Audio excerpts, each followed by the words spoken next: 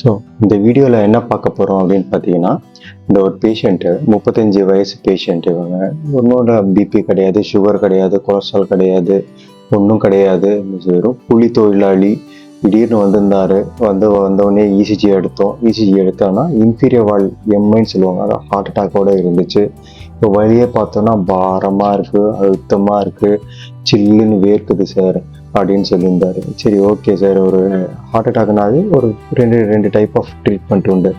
ஒன்று இன்ஜெக்ஷன் போடுவோம், இல்லைன்னா டைரெக்டாக எடுத்து நமக்கு ஆன்ஜியோ பார்த்து எந்த இடத்துல அடைப்பு இருக்குன்னு பார்ப்போம். அது மாதிரி இந்த பேஷண்ட்டுக்கு ஆன்ஜியோ பார்க்கும்போது கரெக்டாக இந்த வீடியோவில் பார்த்தீங்கன்னா இந்த இடத்துல அடைப்பு இருக்குது, இந்த இடத்துல அடைப்பு இருக்குது. கரெக்டாக இந்த இடத்துல இந்த 2 இடத்துலையும் அடைப்பு இருக்குது. மற்ற இடத்துலலாம் நல்லா இருக்குது, இந்த இடத்துல மட்டும் கொஞ்சம் நல்லாவே அடைப்பு இருக்குது. ஸோ அந்த பேஷண்ட்கிட்ட அட்டண்டர்கிட்ட கூப்பிட்டு காட்டினோம். இந்த இடத்துல அடைப்பு இருக்குமா, இதுக்கு ஸ்டென்ட்டு தான்மா வைக்கணும் அப்படிங்கிற மாதிரி சொல்லியிருந்தோம். சரிங்க சார், ஏதாவது காப்பாற்றி கொடுத்தா போதும் சார் அப்படின்னு சொல்லியிருந்தாங்க. ஸோ இந்த வீடியோவில் பார்த்தோம் அப்படின்னா அந்த இடத்துல ஸ்டென்ட்டு வச்சு அவங்க அடைப்பே இல்லாத மாதிரி பண்ணி கொடுத்துட்டோம். பேஷண்ட்டு இப்போதைக்கு நல்லா இருக்காங்க, ஒன்றும் தொந்தரவு எதுவும் இல்லை.